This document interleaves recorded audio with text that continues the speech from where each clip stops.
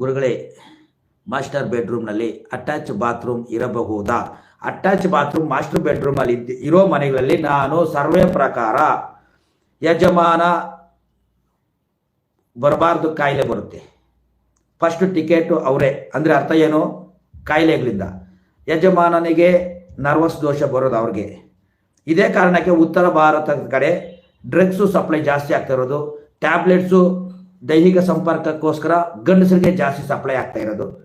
90% ಅರ್ಥ ಮಾಡ್ಕೊಳ್ಳಿ, ಬಂದಿರೋದೇ ಗಂಡಸರಿಗೆ ಅದು ಟ್ಯಾಬ್ಲೆಟ್ಸ್ ಬಂದಿರೋದು, ಹೆಂಗಸರಿಗಲ್ಲ. ರೈಟ್? ಅದಕ್ಕೋಸ್ಕರ ಈ ವಿಚಾರನ ತಿಳ್ಕೊಳ್ಳಿ ಫಸ್ಟ್. ಒಂದು. ಎರಡನೇದು, ಕೆಟ್ಟದ್ದನ್ನು ನೋಡ್ತಾರೆ. ಯಾಕಂದರೆ ಡೈರೆಕ್ಟಾಗಿ ಬಾತ್ರೂಮಿಂದ ಡೈರೆಕ್ಟಾಗಿ ವೈರಸ್ಸು ಬ್ಯಾಕ್ಟೀರಿಯಾಗಳೆಲ್ಲ ಬರೋದೆಲ್ಲನೂ ಬೆಡ್ರೂಮ್ಗೆ. So common, the best common. ಈಗ ಅರ್ಥ ಆಯ್ತಾ ನಾನು ಹೇಳಿದ್ದು? ಅಟ್ಯಾಚ್ ಬಾತ್ರೂಮು ಇನ್ನೂ ಬೇರೆ ಬೇರೆ ಹೇಳಿದ್ದೀನಿ.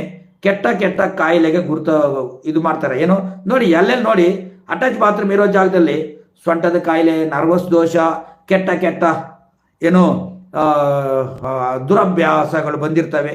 ಕಾಯಿಲೆ ವಾಸಿ ಆಗದೆ ಇರೋ ಕಾಯಿಲೆಗಳು ಬಂದಿರ್ತವೆ. ಎಸ್ಪೆಷಲಿ ಫಸ್ಟ್ ಬರೋದೇ ಗಂಡಸರಿಗೆ, ಆಮೇಲೆ ಬರೋದು ಹೆಂಗಸರಿಗೆ. ರೈಟ್? ಇದ್ರ ಮೇಲೆ ನೀವು ಇಟ್ಕೊಳ್ತೀರಾ? ಇಟ್ಕೊಳ್ಳಿ, ಒಳ್ಳೇದಾಗಲಿ.